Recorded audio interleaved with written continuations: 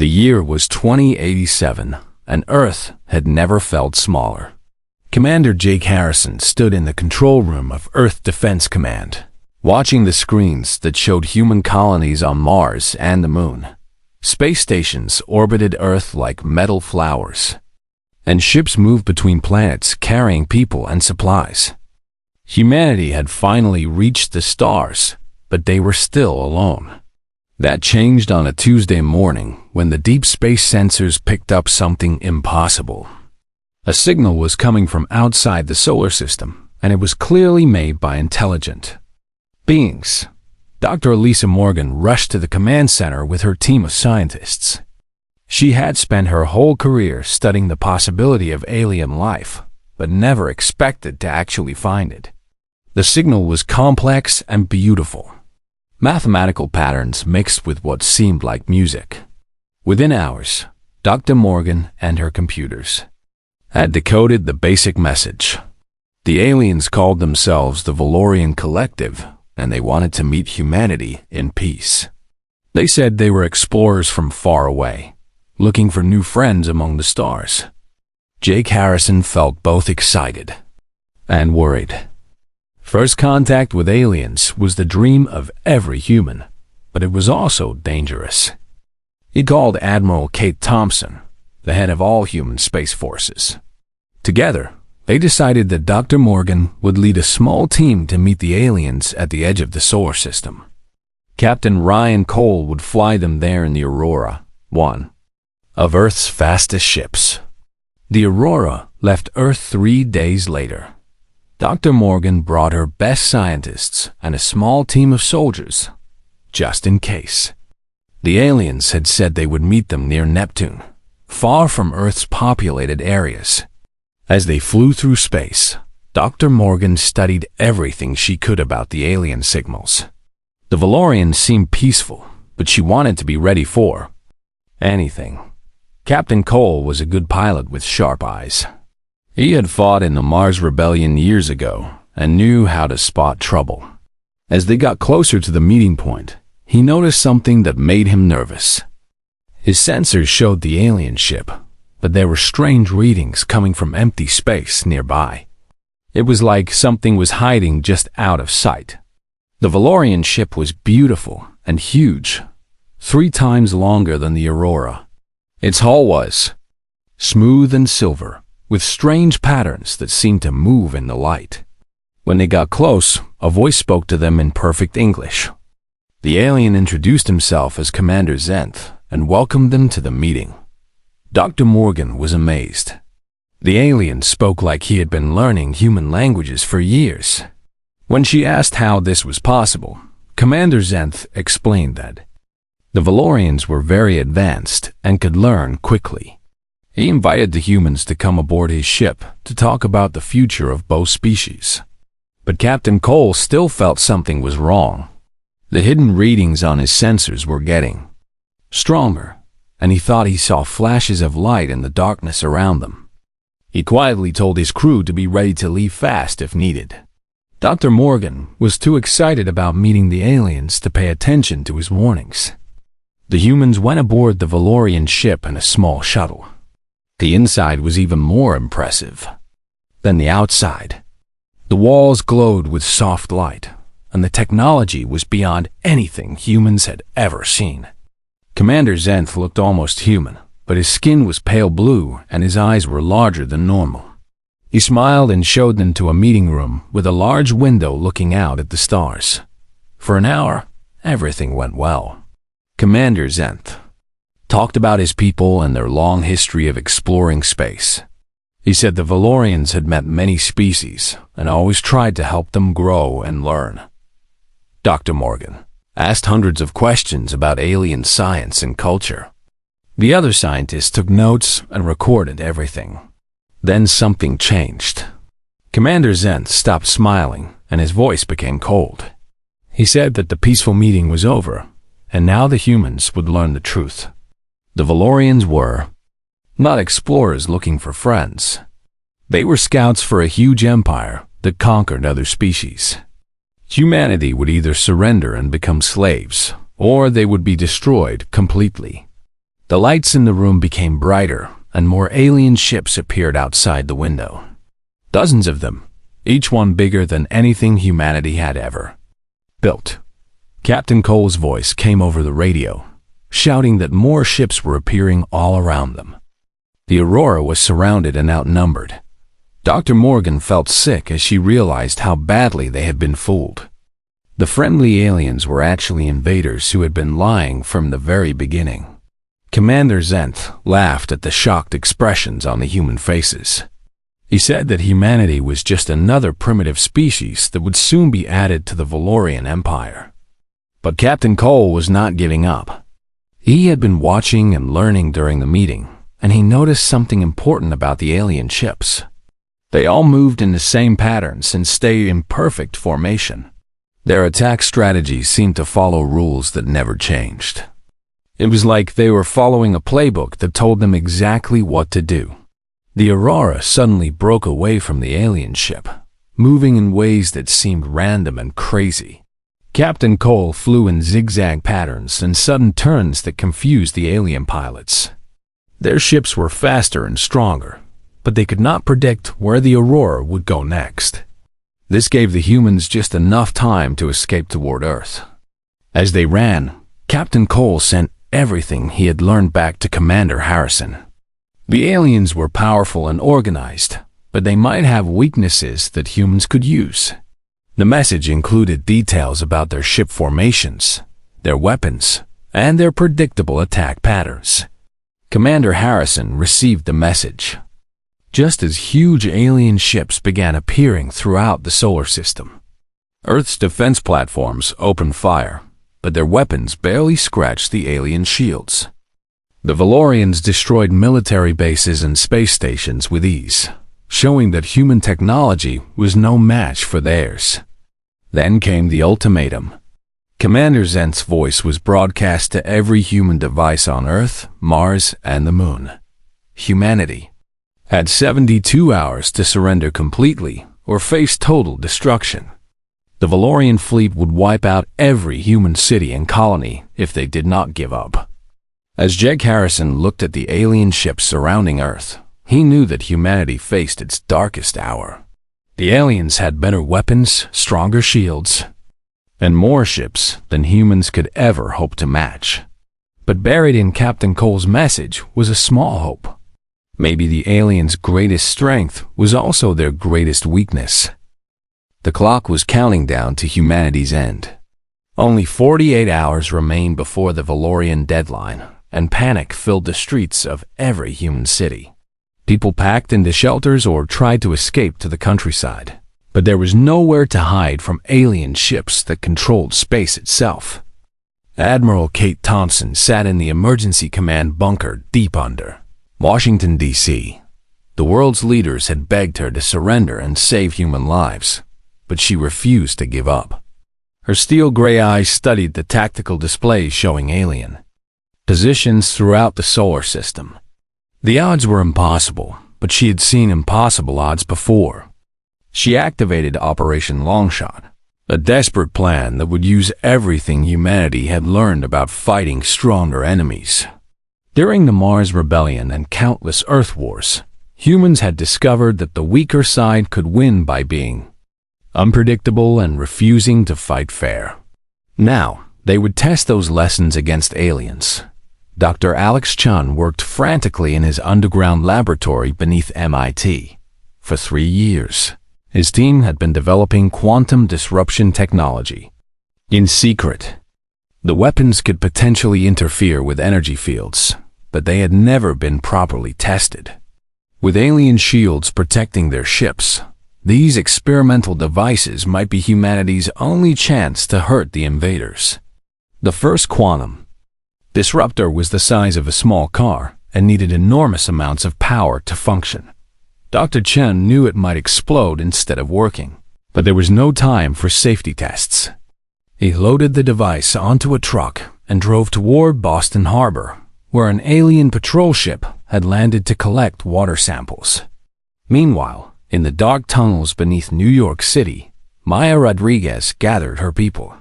She had spent 10 years running illegal operations and knew every hidden passage in the city. When the government fell, her network of criminals, outcasts, and forgotten people would keep fighting. They had nothing to lose and everything to prove. Maya's fighters were not soldiers, but they knew how to survive on the streets. They understood that the powerful always underestimated the desperate. She sent teams throughout the city to gather weapons, explosives, and supplies. If the aliens wanted New York, they would have to fight for every building and every block. The Valorian invasion began exactly on schedule. Their ships descended from orbit in perfect formation, targeting military bases, government buildings, and major cities. Their plasma weapons carved through human defenses like hot knives through butter. Within the first hour, they had destroyed half of Earth's military capacity. But something unexpected happened. Instead of surrendering, humans began fighting back in ways the aliens had never seen before. Lieutenant Ben Clark was flying patrol when the invasion started. His fighter plane was tiny compared to the alien destroyers, but he did something that shocked everyone watching. Instead of trying to fight the alien ships with his weak weapons, Ben flew his plane directly into the side of a Valorian destroyer. The explosion barely damaged the huge ship, but it created a hole in their shields. Other human pilots saw what he had done and began copying his desperate tactic. They called it the Clark maneuver, and it let human weapons get through alien defenses for the first time. The aliens were confused by these suicide attacks. In all their previous conquests, species had either surrendered quickly or fought with honor and strategy. No civilized beings would waste their lives in pointless crashes. They could not understand why humans would throw away their planes and pilots for such small victories. Sergeant Danny Foster led a special forces team in Seattle when the aliens landed ground troops. The Valorian soldiers were 7 feet tall with advanced armor and energy weapons. They moved in perfect lines and followed precise tactical formations. Danny watched them for an hour before he realized their weakness. The aliens always did the same things in the same order. When they secured an area, they would set up the same defensive pattern every time. When they advanced, they moved in the same formations. They were like a computer program that could not change its code. Danny's team attacked the aliens from 6 different directions at once, using tactics that made no military sense. Some soldiers charged straight ahead while others hid and waited. Some made noise to draw attention while others stayed silent. The aliens could not figure out what the humans were trying to do because there was no clear plan. The attack worked. The confused Valorian soldiers tried to respond to every threat at once and ended up responding effectively to none of them. Danny's team captured alien weapons and took 3 prisoners. Before disappearing back into the city ruins, Dr. Alex Chun's quantum disruptor worked better than expected. The device created a massive electromagnetic pulse that overloaded the alien patrol ship's shields and computer systems. The ship crashed into Boston Harbor, giving human scientists their first chance to study Valorian technology up close. As night fell, similar scenes played out across the globe. In London, civilians used the old subway tunnels to launch surprise attacks on alien patrols. In Tokyo, office workers turned skyscrapers into fortresses and dropped homemade bombs on alien vehicles. In Cairo, protesters surrounded alien soldiers and confused them with loud noise and chaotic movement. The aliens had expected quick victory, but instead they found themselves fighting a war unlike any they had ever experienced. Every human settlement became a puzzle they could not solve. Every attack came from unexpected directions, using tactics that seemed to make no sense. Maya Rodriguez proved that criminals could be heroes when their world was threatened. Her people moved through New York's underground tunnels like ghosts, appearing only to strike at alien supply lines before vanishing again. They stole alien equipment, rescued trapped civilians, and spread information about enemy movements through networks the aliens could not track. The turning point came during the Battle of Central Park. A full Valorian regiment had taken control of the area and set up a command post. They expected the humans to either avoid the heavily defended position or attack it with traditional military tactics.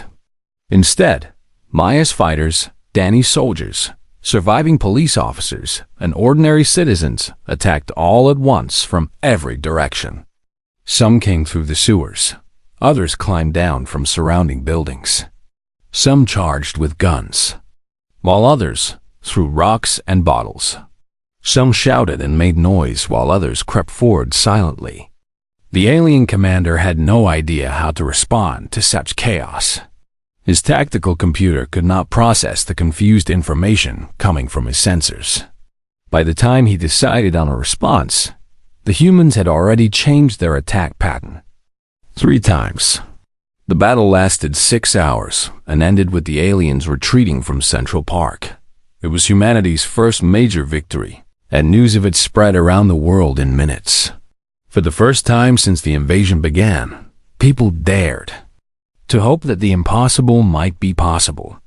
As dawn broke over the burning cities of Earth, both sides prepared for the longer war that was coming.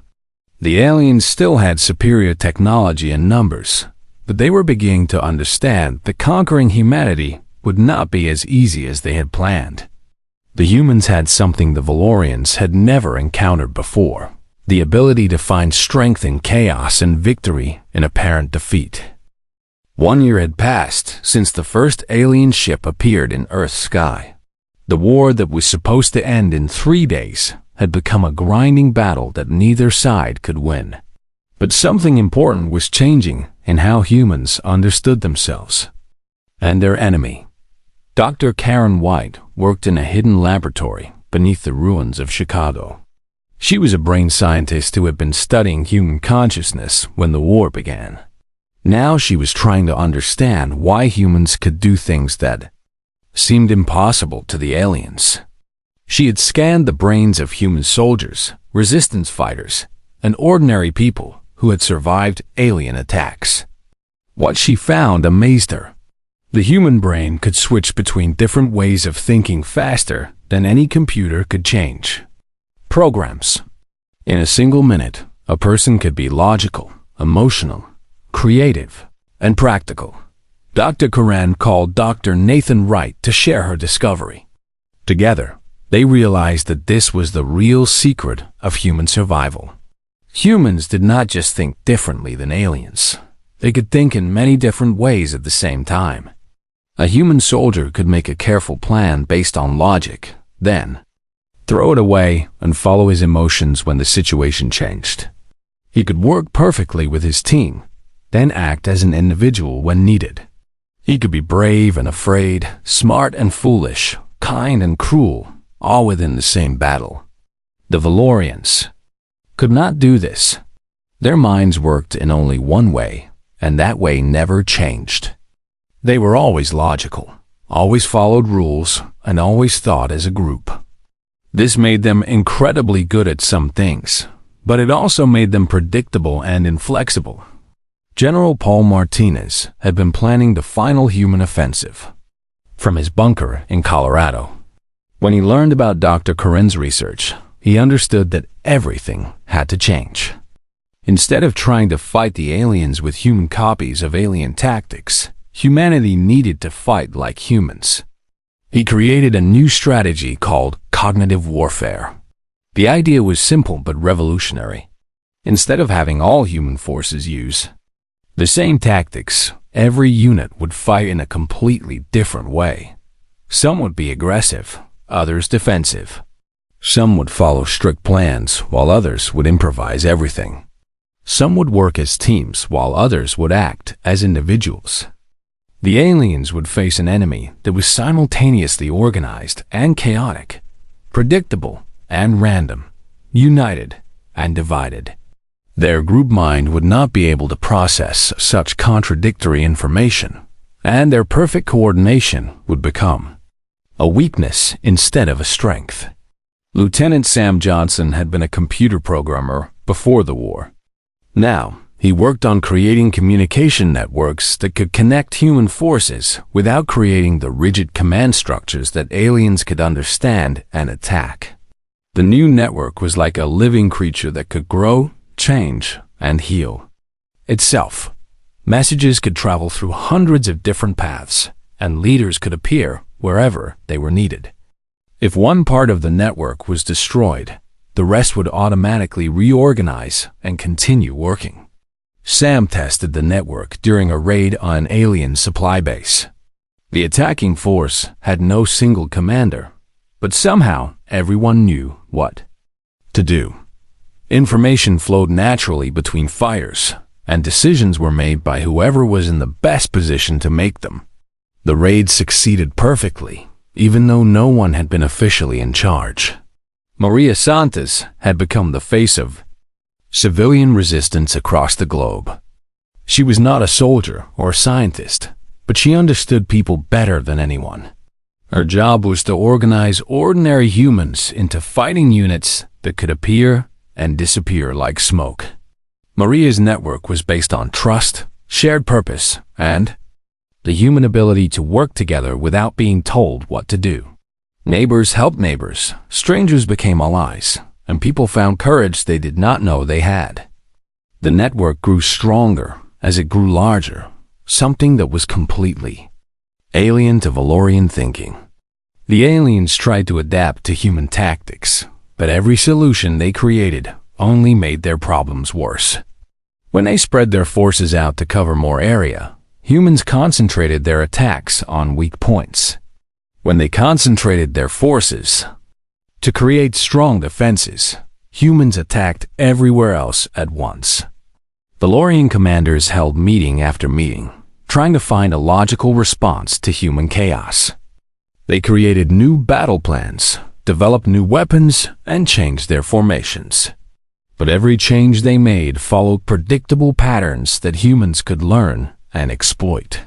The alien command structure was like a giant machine that was perfect for solving the problems it was designed for, but completely helpless when faced with problems it had never seen before.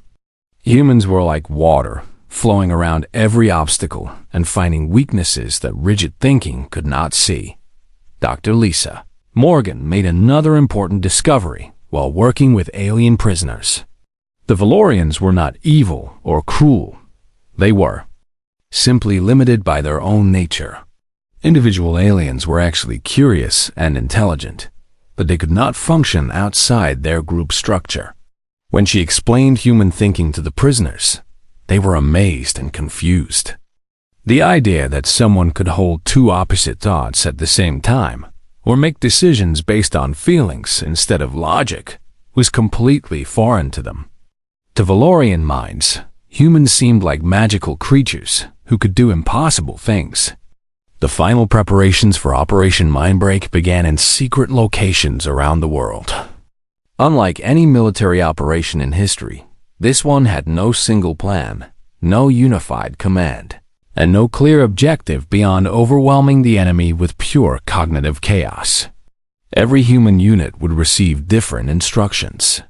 Some would attack. Others would defend, some would advance, others would retreat. Some would make noise while others stayed silent. Some would work together while others would split apart. The only thing they would have in common was the timing of their actions. General Martinez knew that the operation would look like madness to any outside observer. Human forces would seem to be fighting against each other as much as against the aliens, but that was exactly the point. The aliens needed to understand their enemy to fight them, and Operation Mindbreak would make humans completely impossible to understand. The countdown began for humanity's greatest gamble. In 48 hours, every human fighter on Earth, Mars, the Moon, and the space stations would begin the most chaotic military operation ever attempted. They would fight not as soldiers following orders, but as humans being human. Dr. Karen White made one final discovery that gave everyone hope. She had been studying the brains of humans under extreme stress and found something remarkable. The more impossible the situation became, the more creative and flexible human thinking became. Crisis did not break the human mind, it made it stronger. As the final day approached, millions of humans prepared to prove that their greatest weakness was actually their greatest strength. They would show the galaxy that consciousness itself could be a weapon, and that the power to think differently was more valuable than any technology. The secret to humanity's survival was about to be revealed to the universe. Humans were not just another species that could use tools and build cities. They were something new and dangerous. Beings who could find order in chaos and strength in apparent madness. 3 months had passed since the invasion began, and the war had settled into a deadly pattern. The aliens controlled the skies and most of the major cities, but they could not hold the ground. Every time they thought they had secured an area, human fighters would appear from nowhere, attack, and disappear again. Dr. Nathan Wright sat in an abandoned school building that had become a secret research center. The psychology professor had been studying the captured alien prisoners for weeks, trying to understand how their minds worked. What he discovered changed everything about how humans understood the war. The 3 Valorian prisoners sat in separate rooms, each one looking confused and lost.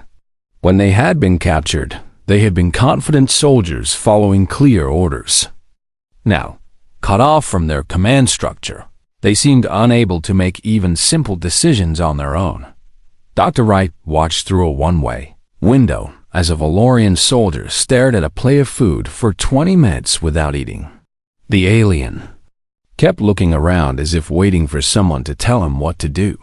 When no orders came, he simply sat and waited. Commander Sophie Blake joined Dr. Wright at the window. She was an intelligence officer who had been analyzing alien communication patterns. Together, they were starting to see a picture that explained why the humans were still alive. The Valorians had evolved differently than humans. Their species had developed from creatures that lived in huge groups where everyone had a specific job. Over millions of years, they had become incredibly good at working together, but they had lost the ability to think for themselves. Every decision was made by the group, and individual Valorians could not function alone. This was why their military formations were so perfect and predictable. Every ship, every soldier, and every weapon followed the same rules because those rules came from a central command that thought for everyone. When humans did something unexpected, the entire alien force had to stop and wait for new orders from their leaders. Dr. Wright called this discovery to Admiral Thompson's bunker. Within hours, every human commander knew about the alien weakness. The enemy was not just organized, they were helplessly dependent on being organized. Take away their structure, and they became as confused as children. Tony Russo had been a car thief before the war, but now he led a resistance cell in Detroit. He had never heard of psychology or military strategy, but he understood something important about the aliens. They always reacted the same way to the same situation. Tony's gang had been watching an alien patrol that guarded a supply depot. Every day at the same time, the patrol walked the same route and checked the same buildings. When they found something suspicious, they always called for backup in exactly the same way. The same way. Tony decided to test an idea that seemed crazy but might work. He had his people make 5 different suspicious situations at the same time. They started a small fire in one building, left broken equipment in another, made noise in a third, and created fake explosions in 2 more locations. The alien patrol found the first suspicious sign and called for backup. Then they found the second one and called for more backup. By the time they discovered all 5 problems, they had called so many reinforcements that half the alien forces in the city were rushing toward the depot. While the aliens were confused and crowded together, Tony's real attack team hit their main command center on the other side of town. The aliens had no forces left to defend it because they were all responding to fake emergencies. The humans captured enough alien equipment to supply 3 more resistance cells. Captain Helen Davis was leading marine operations in what used to be Washington, D.C. She had studied the reports from Dr. Wright and decided to test them in real combat.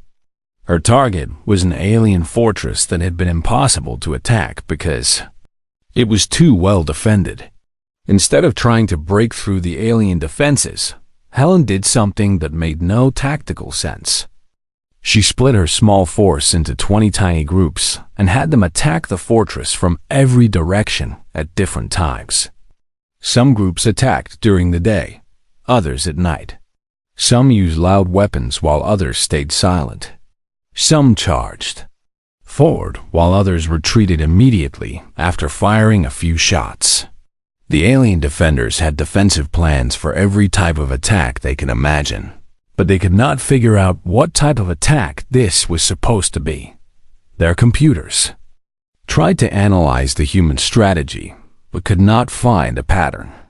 While the aliens were trying to understand what the humans were doing, Helen's real assault team climbed through the fortress's waste disposal system and captured it from inside. Dr. Lisa Morgan had been working with the alien prisoners, trying to learn their language and customs. She discovered something that shocked her. When she separated the 3 prisoners so they could not see or hear each other, they became almost helpless. But when she let them communicate, they became smart and dangerous again. The aliens were like a single brain spread across many bodies. Each individual Valorian was only part of a larger intelligence. This was why they were so good at working together, but so bad at handling chaos. Their group mind could process complex information perfectly, but it could not adapt quickly to random changes. Maya Rodriguez had expanded her network throughout New York and into other cities. Her people had learned to communicate using old methods that the aliens could not intercept. They used graffiti, hand signals, and coded messages hidden in seemingly innocent conversations. The resistance network had become something the aliens could not understand or fight. It had no central command to destroy, no clear structure to analyze, and no predictable patterns to exploit. Maya's fighters could coordinate complex operations without anyone being in charge, something that was impossible for the Valorian mind to comprehend. The breakthrough came when Maya's team captured an alien communication device during a raid. Commander Blake analyzed the device and discovered that all Valorian communications went through central processing stations. Every message was analyzed, approved, and distributed by the command structure. This gave the humans a new weapon: information warfare. Tony Russo's technical team learned to hack into the alien communication network and send false messages. They could make alien units think they were receiving orders to move to different positions or attack different targets. The aliens could not tell the difference between real orders and fake ones because they all came through the same system. Soon, Valorian forces were attacking each other, retreating from secure positions, and marching into human ambushes because their own communication system was being used against them. The war began to turn as humans learned to exploit every aspect of alien psychology. Dr. Wright published a guide that was distributed to every resistance cell. It explained how to create chaos that would overwhelm alien decision-making, how to use their predictable responses against them, and how to attack their dependence on group thinking. Captain Davis led a series of operations that proved the guide worked. Human forces began winning battles they should have lost by using tactics that seemed insane but were perfectly designed to exploit alien weaknesses. Instead of trying to match Valorian technology, humans used their greatest strength: the ability to think and act as individuals while still working together. By the end of the 3rd month, the aliens controlled less territory than when they had started. Their perfect invasion had become a confusing nightmare where nothing worked as planned. For the first time since arriving at Earth, Valorian commanders began to worry that they might actually lose the war. The secret was out. Humanity's chaotic, unpredictable nature was not a weakness to overcome, but a weapon to embrace. The species, that had always been told to be more organized and disciplined, discovered that their strength lay in being exactly the opposite of what their enemies expected. The moment had finally arrived. Operation Mindbreak began at exactly noon Earth time, with the sound of 10,000 different battles starting at once. Across the globe, human forces launched attacks that followed no pattern that any military mind could understand. In New York, Maya Rodriguez led her fighters in a direct charge against alien positions while singing old songs from her grandmother's time. In London, resistance cells retreated from empty buildings while advancing on heavily defended ones. In Tokyo, civilians threw flowers at alien soldiers while hidden snipers picked off their commanders. Commander Jake Harrison watched the chaos unfold from the underground command center. Every screen showed a different type of madness. Human units were attacking, defending, advancing, retreating, fighting together, and splitting apart all at the same time. To anyone trying to understand what humanity was doing, it looked like the entire species had lost its mind. The Valorian response was immediate paralysis. Their command ships orbiting Earth tried desperately to analyze the human strategy, but their computers could not find any pattern in the chaos. Every time they thought they understood what one group of humans was doing, 10 other groups would do something completely different. Valorian Commander Zent stared at his tactical displays in growing panic. His perfect invasion fleet had become a confused mess of ships trying to respond to thousands of different threats. Some alien units were attacking empty buildings while others were fleeing from unarmed civilians. The rigid command structure that had conquered a dozen worlds was falling apart. Captain Ryan Cole led the space battle phase of the operation, flying both human and captured alien ships in patterns that made no sense to anyone watching. His pilots would form perfect military formations for 5 minutes, then break apart into individual dogfights, then regroup into formations that no military academy had ever taught. The Valorian space pilots had been trained to fight against organized enemy fleets, but they had no idea how to respond to opponents who kept changing the rules of combat every few minutes. Some human pilots fought like disciplined soldiers while others acted like wild animals. Some worked as perfect teams while others ignored their wingmen completely. Dr. Alex Chun had spent months modifying captured alien weapons to work in ways their designers never intended. His quantum disruptors now fired in random patterns instead of precise beams. His modified plasma cannons shot in curved paths that confused alien targeting systems. Every human weapon had been changed to be as unpredictable as possible. On the ground, Tony Russo led the most successful attack of his life by doing everything wrong according to military textbooks. His team split up into tiny groups, attacked from 6 directions at once, retreated when they should have advanced, and advanced when they should have retreated. The aliens trying to fight them had no idea which way to point their weapons.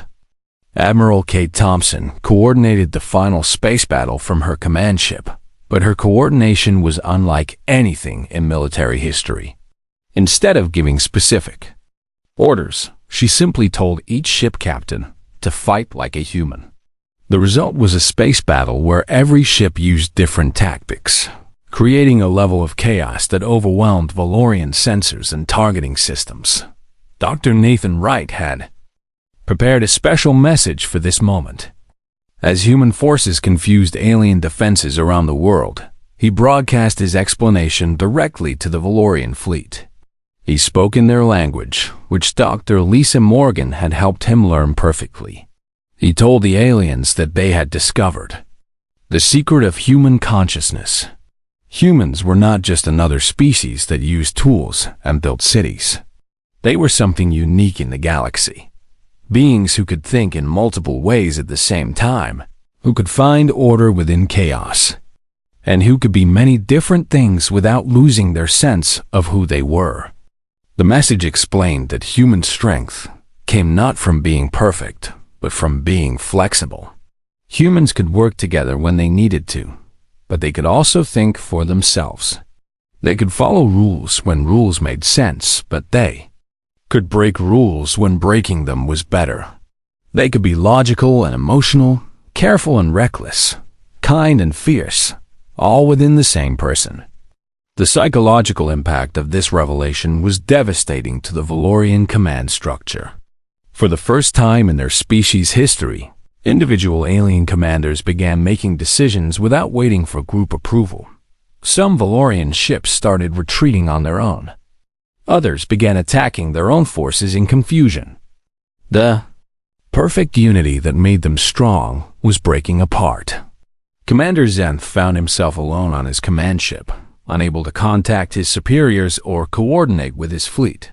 For the first time in his life, he had to make a decision by himself. The experience terrified him, but it also opened his mind to possibilities he had never imagined. He realized that his species had become so focused on working together that they had forgotten how to adapt and grow. They could conquer worlds that fought in predictable ways, but they could not handle enemies who refused to be predictable. Humanity represented something that the Valorians could never defeat because they could never understand it. The final moment of the war came when Commander Zenth did something unprecedented in Valorian history. Without consulting his superiors or following any established protocol, he broadcast a surrender message to the human forces. He admitted that his people could not compete with beings who could find strength in chaos and unity in diversity. The victory celebration was as chaotic as the battle had been. Around the world, humans danced, cried, laughed, and embraced in millions of different ways. Some celebrated quietly, while others partied loudly. Some prayed, while others sang. Some celebrated alone, while others gathered in huge crowds. Even in victory, humanity could not agree on a single way to feel joy. Dr. Karen White established the first interspecies psychology institute in the ruins of Geneva. Her mission was to help other alien species understand the human approach to consciousness and thinking. She discovered that many species in the galaxy had become trapped by their own success, like the Valorians, and could benefit from learning human flexibility. The Valorians, instead of being destroyed or enslaved, became humanity's first students. Individual aliens who learned to think for themselves discovered creativity and joy they had never known. They began to understand that perfection was not the goal of consciousness. Growth was. Earth became a center of learning for species throughout the galaxy. Alien visitors came to study human games that had no fixed rules, human art that expressed individual feelings, and human societies that somehow worked despite constant disagreement. The galaxy had never seen anything like it. Years later, Dr. Lisa Morgan would watch alien children playing human games in the parks of rebuilt cities. The games had no winners or losers, no clear objectives and rules that changed every few minutes. The alien children laughed as they learned the most important lesson humanity could teach: that chaos and order could exist together, creating something stronger than either could achieve alone. The secret to humanity's survival had become a gift to the galaxy. The species that had almost been destroyed for being too chaotic and unpredictable became the teachers of flexibility, creativity, and the revolutionary idea that being different was not a weakness, but the greatest strength of all. In the end, humanity survived not by becoming more like their enemies, but by embracing everything that made them uniquely human. They proved that consciousness itself could be a weapon, that diversity was stronger than uniformity, and that sometimes the best way to win was to refuse to play by anyone else's rules.